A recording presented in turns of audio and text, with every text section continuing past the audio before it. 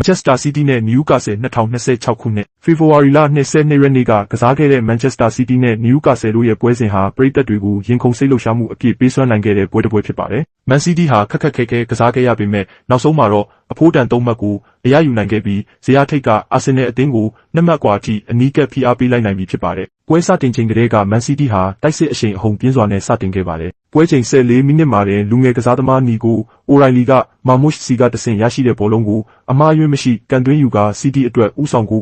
ရယူပေးခဲ့ပါတယ်။ဒါပေမဲ့ Newcastle အသင်းဟာအရှုံးမပေးဘဲပြန်လည်တုံ့ပြန်ခဲ့ရာ10မိနစ်အကြာမှာတင်ခြေပေါက်ကိုပြန်လည်ရရှိသွားခဲ့လို့ပွဲဟာတဖြည်းအခြေအနေတင်းမာသွားခဲ့ပါတယ်။သို့တော်လည်း City ရဲ့အားကိုးရတဲ့တိုက်စစ်မှုအာလင်းဟာလန်နဲ့အိုရိုင်လီတို့ရဲ့အတွဲညီမှုကပွဲကိုပြန်လည်သက်သွင်းပေးခဲ့ပါတယ်။ဟာလန်ရဲ့ဖန်တီးပေးမှုကတဆင့်အိုရိုင်လီကပဲဒုတိယမြောက်ဂိုးကိုလှလှပပထပ်မံသွင်းယူပေးခဲ့တာကြောင့် City တို့ပြန်လည်ဦးဆောင်နိုင်ခဲ့ပါတယ်။ဒုတိယပိုင်းမှာတော့နှစ်ဖက်အသင်းစလုံးဂိုးရဖို့အစွမ်းကုန်ကြိုးစားခဲ့ကြပါတယ်။ Newcastle ဘက်ကဒန်ပန်းဂိုးသွင်းယူနိုင်ခဲ့ပေမဲ့လူကြုံနေခဲ့တာကြောင့်ဂိုးအဖြစ်အတိမပြုခဲ့သလို City ဘက်ကလည်း Phil Foden ရဲ့ကန်ချက်ကို Newcastle ဂိုးသမားနစ်ပုတ်ကအံ့အားသင့်ဖွယ်ကာကွယ်သွားခဲ့ပါတယ်။ပွဲပြီးခါနီးအချိန်မှာတော့ Newcastle ဘက်ကခြေပေါက်ကိုရဖို့အသေးအတန်ကြိုးစားခဲ့ပေမဲ့ City ဂိုးသမား Donnarumma ကလီဗာပူးနဲ့ပွဲမှာတုန်းကလိုပဲအရေးကြီးတဲ့ကာကွယ်မှုတွေကိုပြုလုပ်နိုင်ခဲ့လို့ City တို့အောင်ပွဲကိုထိန်းသိမ်းနိုင်ခဲ့တာပါ။အချုပ်အားဖြင့်ဆိုရတော့ဤနိုင်ပွဲသည် Manchester City အတွက်ချန်ပီယံဆုလမ်းကြောင်းပေါ်မှာဆက်ရှိနေဖို့အလွန်ရေးပါသောနိုင်ပွဲဖြစ်သည်။လူငယ်ကစားသမားအိုရိုင်လီ၏တောက်ပလာမှုနှင့်အတူဝါရင်ကစားသမားများ၏စူးစီးမှုကြောင့် City သည် Arsenal ၏နောက်2မှတ်အကွာသို့ရောက်ရှိလာခဲ့ပြီဖြစ်သည်။ Newcastle အတွက်မူကောင်းမွန်သောကစားဟန်ရှိတော်လဲ